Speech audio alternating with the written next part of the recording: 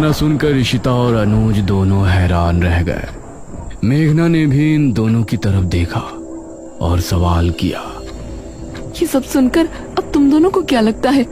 इसका मतलब है कि पिछले जन्म में तुम ही राजकुमारी मेघना थी और निशिरमोलो इसलिए गांव में वापस आए क्योंकि तुम यहाँ वापस आ चुके हो।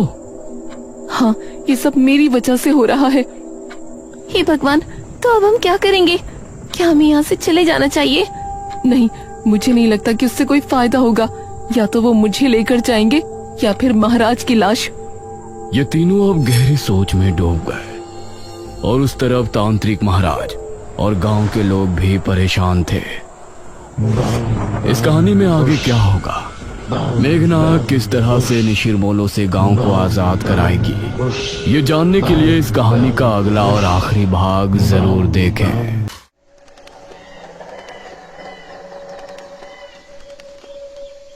तुम श्योर हो? इस ग्रंथ में वही लिखा है, देख। जिस रात चंद्रमा काली घटाओं के अंधकार में पूरी तरह से डूब जाएगा, उस रात गर्भांतर का दरवाजा असुरों के लिए खुलेगा और अगर किसी भी रौद्री की महक उन तक पहुंची तो वो अंदर आ जाएंगे। मुझे लगता है शायद यही वो रास्ता है जिससे बाहर निकल सकते हैं। पर हमें क्या पता कि कहाँ है और क्या है ये दरवाजा? एक काम करते हैं, उन अम्मा से पूछते हैं कि किस दरवाजे की बात हो रही है यहाँ।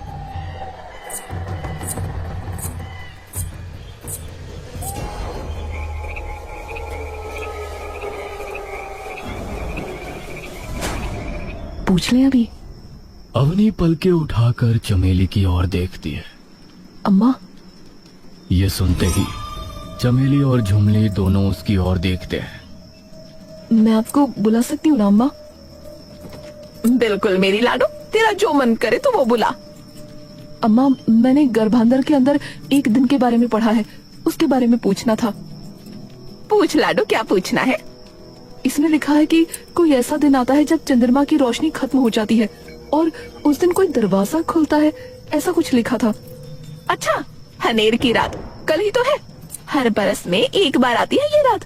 लाडो, इस दिन की रात को चंद्रमा ना आता आसमान में और इस अंधेरे में गर्भांधर का वो दरवाजा खुलता है जिसके परे असुर रहते हैं। जो भी असुर इस गांव के आसपास आने की कोशिश करता है, भूरमा उसे अपने काल चक्र में फंसाकर उस दरवाजे के पीछे धकेल देती है।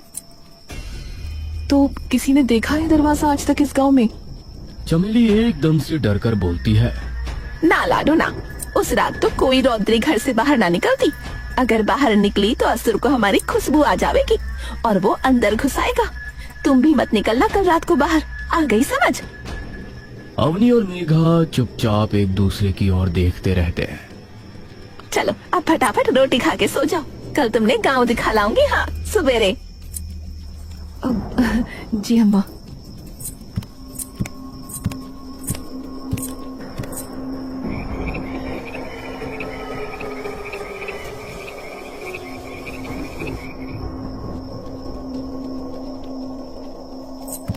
झुमली।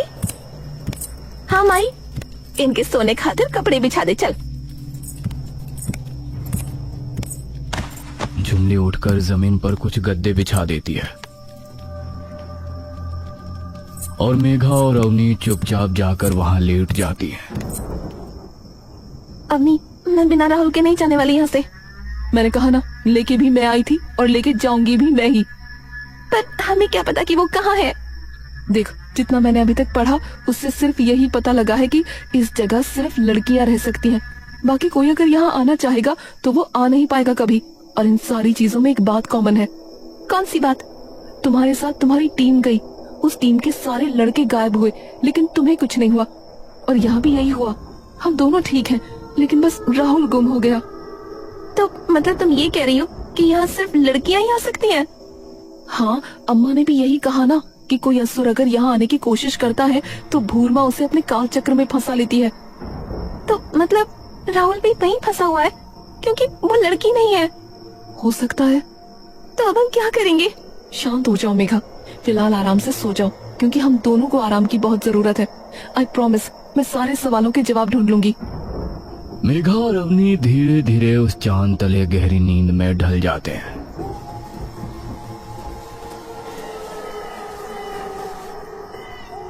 अवनी पूरी तरह से नींद में होती है कि तभी एक पानी की बूंद अचानक उसके माथे पर आ गिरती है और तभी एकदम से अवनी की आंखें खुलती है। अवनी की नजरें सबसे पहले मूर्ति के चेहरे की ओर जाती है और जिसे देख अवनी के सांसें कुछ देर के लिए ठंडी पड़ जाती है। डर इस तरीके से अवनी के दिमाग को जकड़ लेता है कि अवनी कुछ देर के लिए अपनी गर्दन तक हिलाने की हिम्मत नहीं जुटा पाती। ये अवनी धीरे से अपनी गर्दन घुमाकर देखती है कि मेघा भी उसके बगल लेटी है, लेकिन दोनों अब किसी घर में नहीं बल्कि मंदिर में काल भक्षिणी की उस मूर्ति के पैरों में लेटे हुए हैं। हम यहाँ कैसे आ गए? ये सब क्या हो रहा है? अवनी तभी मेघा को उठाने लगती है। मेघा मेघा उठ, मेघा उठ। मेघा की आंखें खुलते ही सीधा काल भक्षिणी की मूर्ति पर पड़ती है, जिसे देख वो कुछ देर के लिए अपनी सांसें भूल जाती है। मेघा उठना, अभी डर के जमने का वक्त नहीं है। मेघा एक सांस में ही होश में आती है। हम यहाँ कैसे आ गए? हम तो अम्मा के घर सो रहे थे। मुझे भी नहीं पता, पर अभी के अभी चलो यहाँ से। मेघा और अवनी अपनी कांपते सांसें बटोर मंदिर के दरवाजे की ओर भागती है, लेकिन जैसे ही मेघा और अवनी मंदिर की दहलीज पार करने ही वाली होती हैं, तभी मंदिर का दरवाजा अपने आप जोर से बंद हो जाता है। मेघा और अवनी एकदम से डरकर पीछे हो जाते हैं और तभी उनके पीछे से एक बार फिर वही आवाज आती है, मना किया था ना। वो आवाज सुनते ही मेघा और अवनी के हाथ पांव एकदम से सुन्न पड़ जाते हैं। यो गांव ही थारी पूरी दुनिया है अब, और अगर यहाँ से जाने की कोशिश की ना तो ये समझ लेना कि पूरी दुनिया के खिलाफ जाने की कोशिश करी है। ये दुनिया मेरी बनाई गई है, यहाँ की हवा से लेके पानी तक सब मेरा है। उस आवाज को सुनकर अवनी की जुबान जरा भी नहीं हिल पाती। वहीं दूसरी ओर ये सुनते ही मेघा की खौफ से लड़खड़ाती जुबान एकदम से क्रोध की गर्जन में बदल जाती है। राम कहाँ है? कि कहीं। अवनी तभी अपनी आंखें धीरे से मेघा की ओर घुमाती है। मेघा नहीं, मत कर। मेघा तभी एकदम से गुस्से में पलट जाती है। मेघा नहीं। राहुल कहाँ है? मैंने पूछा। अवनी मेघा का हाथ पकड़ उसे पीछे की ओर खींचने लगती है। मेघा मत कर, रहने दे। मेघा की आंखें अब पूरी तरह से आंसुओं से भर चुकी है। राहुल कहाँ है? बताओ मुझे। तभी बाहर से ऐसी गर्जन उनके कानों में गूंज उठती है मानो आसमान फट पड़ा हो। बिजली की चमक काल भक्षिणी की मूर्ति पर ऐसे पड़ती है मानो ये बिजली नहीं काल भक्षिणी का क्रोध हो। देखना है तो मेरी आंखों में देख। मेघा और अवनी जैसे ही उसकी आंखों में देखते हैं, तभी उनकी आंखों में अजीब सी रोशनी चमक उठती है। गंभीरा भविष्यति रात्रि लीलाय सह्युव वंड संयुक्त काल चक्र प्रवर्तते काल भक्षिणाय। राहुल को ऐसी बेजार हालत में देख मेघा के पैर एकदम सुन्न पड़ जाते हैं और मेघा धड़ाम से घुटनों के बल जमीन पर गिर जाती है। पड़ गई ठंडक कलेजे में। देख लिया ये क्या किया आपने उसके साथ? ये अब मेरे काल चक्र में फंस चुका है। अब इसका इस चक्र से निकलना नामुमकिन है। कुछ ही दिनों में इसे अपने आप मुक्ति मिल जाएगी। भूल जा इसे। अब से तुम दोनों का सब कुछ यही है। मेघा और अवनी एक टक काल भक्षिणी की आंखों में देखते रहते हैं और एक ही दम से उनके सामने का मंजर धुंधला पड़ने लगता है और देखते ही देखते अवनी और मेघा की आंखें अचानक बंद होने लगती हैं।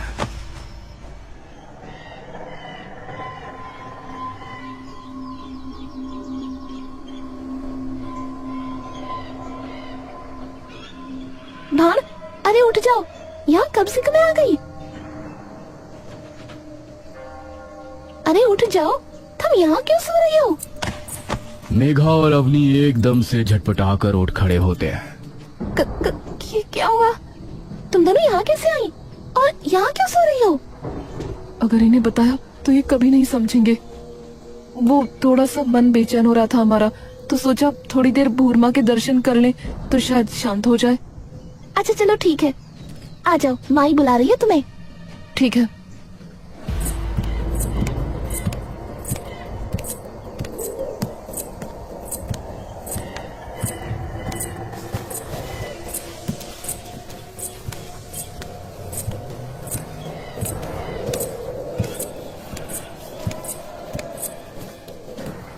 अरे लाडो, कहाँ चली गई थी? अरे अम्मा, मंदिर में मिली सोती। अरे थारी, क्यों भला? वो कुछ नहीं, बस थोड़ा सा मन बेचैन हो रहा था तो सोचा एक बार भूरमा के दर्शन कराएं, क्या पता शांत हो जाए। वहाँ गए तो पता नहीं कब वहीं आंख लग गई। अच्छा चलो ठीक है, ये तुम दोनों बैठ जाओ, मैं इतने कुछ खाने को बना दूं तुम्हारे लिए, उसके बाद गांव दिखा के लाऊंगी। ठीक है।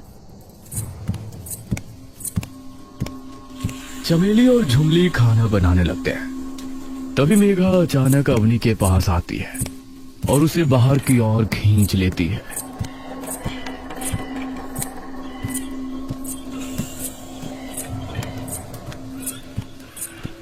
अवनी, राहुल राहुल ढूंढ लेंगे, चिंता मत करो। पर कैसे ढूंढेंगे? धीरे देखो, हमें ये तो पता लग चुका है कि राहुल उसके काल चक्र में फंसा है। अब हमें बस ये पता लगाना है कि वो जगह है कहाँ। पर तुमने सुना ना वो क्या कह रही थी, जल्दी उसे मुक्ति मिलने वाली है, यानी अगर हमने उसे वहाँ से नहीं निकाला तो। कुछ नहीं होगा, तुम चिंता मत करो, पहले अंदर चलो। अवनी और मेघा वापस अंदर चले जाते हैं।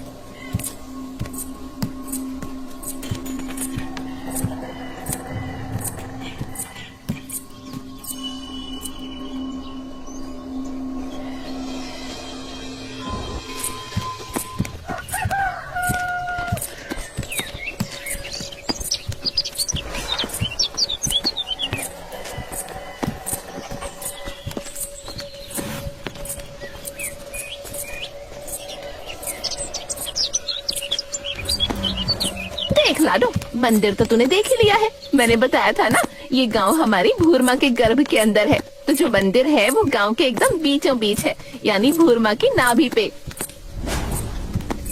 चमेली आराम से अवनी और मेघा को पूरा गांव दिखा रही होती है।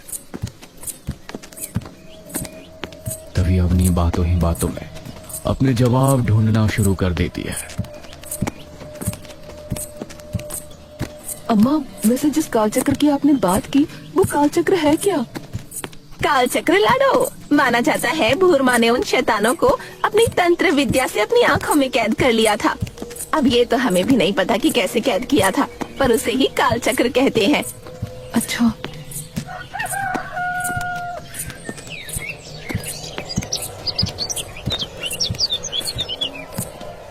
सब लोग वापस घर आ जाते हैं और अवनी फिर वो गर्भ पुराण उठाकर उसका एक एक पन्ना छानना शुरू कर देती है, जिसे पढ़ते पढ़ते लगभग शाम हो जाती है।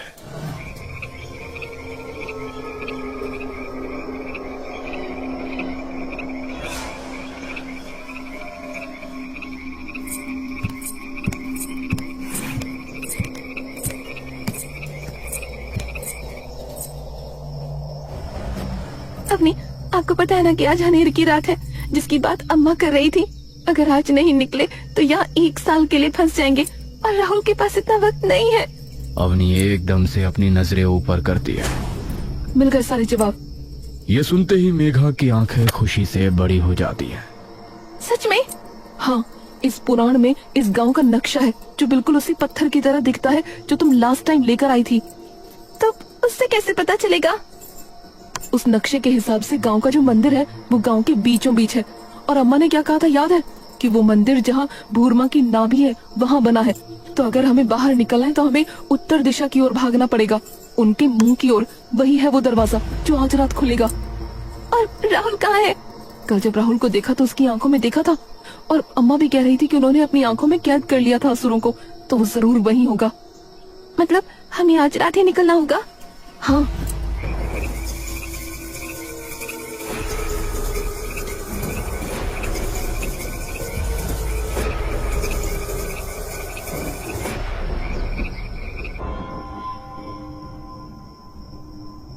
अवनी और मेघा धीरे धीरे वहाँ से उठने लगते हैं।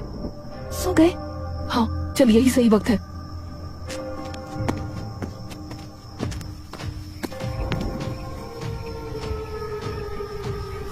जाना कहाँ है? सीधे चलते जाओ। अवनी पहले राहुल के पास चलेंगे। वहीं तो जा रहे हैं, काल भक्षिणी की आंखों की तरफ। अवनी और मेघा तेजी से आगे बढ़ती रहती है। तभी उनके सामने एक ऐसा मंजर आ जाता है जिसे देखकर अवनी और मेघा का पूरा शरीर एकदम से मानो पत्थर सा बन जाता है।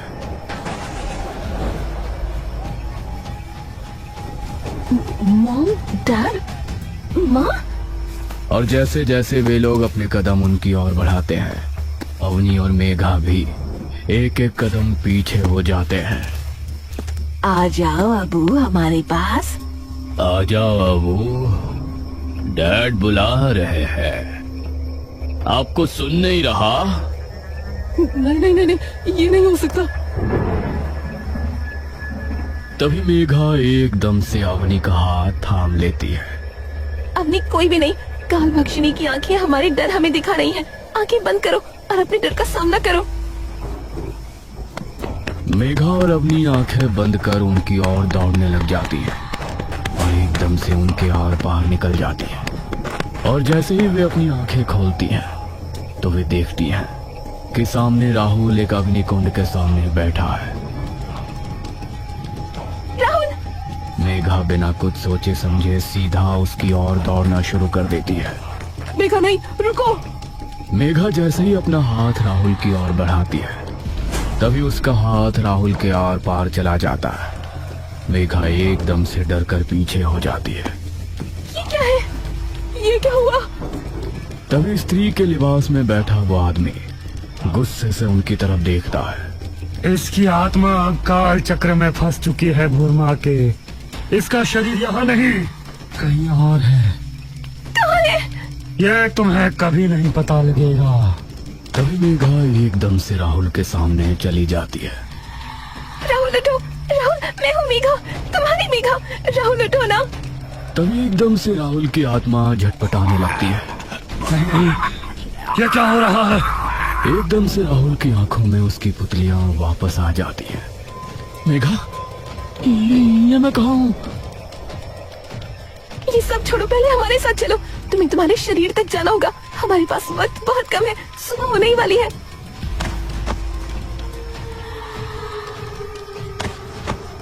तभी वो आदमी उनके सामने आकर खड़ा हो जाता है। मैं कहीं नहीं जाने दूंगा। लेकिन राहुल तभी गुस्से में उसे धकेल के नीचे गिरा देता है। तुम्हें ये पता है कि तुम्हारा शरीर कहाँ है? मुझे तो ये नहीं पता कि मैं यहाँ आया कैसे। एक मिनट, अगर इसकी आत्मा यहाँ है तो क्या पता शरीर दूसरी आंख में हो। हाँ, इसी तरीके से वो लोगों को अपने काल चक्र में फंसाती है, उनकी आत्मा और उनके शरीर को अलग अलग करके। मतलब हमें उसकी उल्टी दिशा में जाना है अब। मेघा, अवनी और राहुल तेजी से दूसरी दिशा की ओर भागने लगते हैं, जहाँ उन्हें एक पुरानी सी गुफा दिखती है। यही है, मैं महसूस कर सकता हूँ। मेघा, अवनी और राहुल जैसे ही अंदर जाते हैं तभी उन्हें दिखाई देता है कि अंदर राहुल एकदम अंधेरे में नीचे लेटा हुआ है।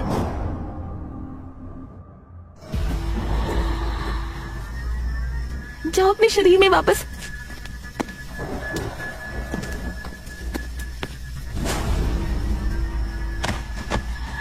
अब जल्दी चलो यहाँ से, सुबह होने वाली है। अवनी, मेघा और राहुल पूरी तेजी से काल भक्षिणी की मुंह की ओर बढ़ने लगते हैं। तभी उन्हें दिखता है कि सामने से कई सारी औरतें हाथ में मशाले लिए उनकी ओर आ रही हैं। सबकी आंखें एकदम सफेद। ये सभी यहाँ कैसे? क्या कर रहे हैं ये? तभी वे देखते हैं कि सामने से एक औरत जिसके मुंह पर पल्लू ढका है, हाथ में मोटे मोटे कड़े हैं, वो उनकी ओर बढ़ रही होती है। ये तो कौन है ये? काल भक्षिणी? कौन? मना किया था ना, मना किया था। मैंने कहा था कि नहीं जाना। तुम्हारी हिम्मत कैसे हुई? अब भुग तो हट जाना। काल भक्षिणी अपने हाथ हवा में उठाती है और सारी औरतें भी अपने हाथ हवा में उठा लेती हैं। और देखते ही देखते सभी औरतें अपने दोनों हाथ आपस में भिड़ाकर अपने कड़े बजाने लगती हैं। जिसकी आवाज सीधा मेघना और अवनी के कानों में प्रचंड रूप से गूंज जाती है। ये क्या हो रहा है? ये आवाजें बढ़ती जा रही है। लेकिन राहुल को मानो उस आवाज से कोई फर्क नहीं पड़ता। तो राहुल को कुछ क्यों नहीं हो रहा?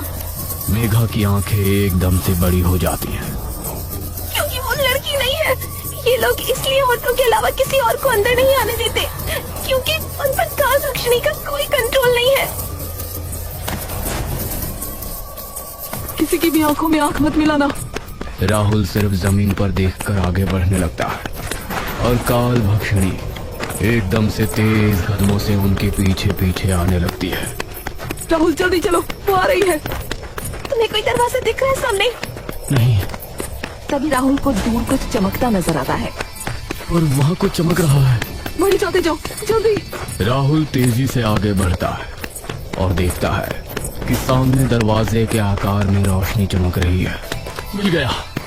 राहुल तेजी से आगे बढ़ने लगता है, लेकिन वो दरवाजा अब धीरे धीरे बंद होना शुरू हो जाता है। ये तो बंद हो रहा है। अवनी ऊपर की ओर देखती है, जहाँ रात ढल रही है और आसमान में सूरज धीरे धीरे चल रहा है। दिन चढ़ने वाला है, जल्दी भागो राहुल। राहुल तेजी से उस दरवाजे की ओर दौड़ना शुरू कर देता है और जैसे ही वो दरवाजा बंद होने वाला होता है, राहुल तभी कूद कर खुद को, मेघा को और अवनी को उसके पार निकाल लेता है।